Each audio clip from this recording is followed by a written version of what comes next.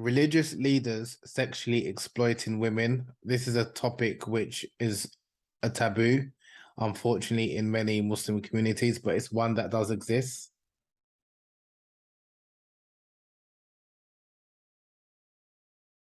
This is a passage from my book, A Taste of Honey, Sexuality and Erotology in Islam, about how men use religion to sexually exploit and take advantage of women. So this is from the chapter Sexual Desire. Advice to women: beware of wolves in sheep's clothing. Women should take heed of the advice of the Prophet ﷺ and the erotologist who spoke frankly about the nature of the male sexual desire. Whether a man appears to be a pious Muslim or is knowledgeable about the deen, religion of Islam, he is still a man. A man's appearance or knowledge is not a reflection of his piety. Some of the most outwardly pious men are some of the biggest liars and reckless womanizers who take advantage of the vulnerability of countless women. They prey on them and take advantage of the woman's religious sincerity to have relations with them and soon discard them once they have satisfied their desires.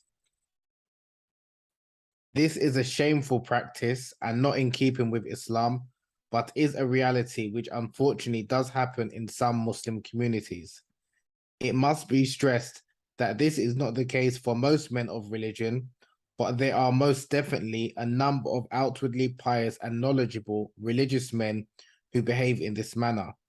They use the religion as an excuse to sleep with women that they are not committed to, whether by way of marriage and or fornication. Therefore, it is incumbent upon every woman to take heed of this and not let her guard down just because a man appears to be religious. She should seek out his character and trust her instinct. A woman's instinct and heart will help her more than the words of many people who may be advising her. It is very unfortunate how many Muslim men have used polygyny as an excuse to marry multiple women solely for their own sexual desires, and soon thereafter they divorce these women, leaving them in a wretched condition. This disgraceful practice has not only caused great emotional and psychological damage to these women, but it has also resulted in many women leaving the religion of Islam. And that's a passage from my book, A Taste of Honey, where I talk about how unfortunately there are a number of men that I know of or I've heard about who use the religion to take advantage of women, especially women who are new to Islam, like converts, reverts, where they will marry them, sleep with them for a period of time, and then soon thereafter divorce them sometimes within a couple of days, a couple of weeks, and other people of knowledge who will take advantage of women by having like different types of relationships with them, and then soon thereafter they unfortunately discard them, and they will they'll intentionally misuse some hadiths and ayahs from the Quran to take advantage of the women.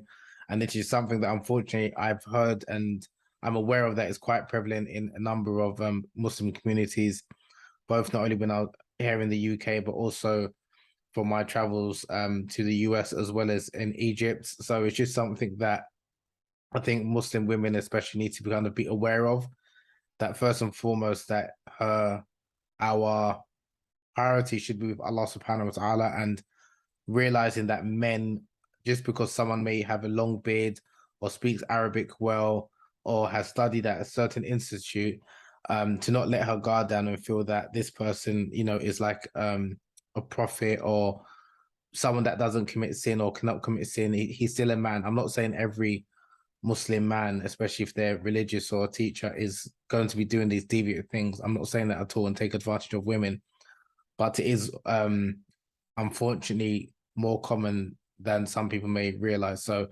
that was just a little portion from my book, A Taste of Honey, and just a piece of advice for some women, Muslim women in particular. And Allah knows best. Assalamu alaikum.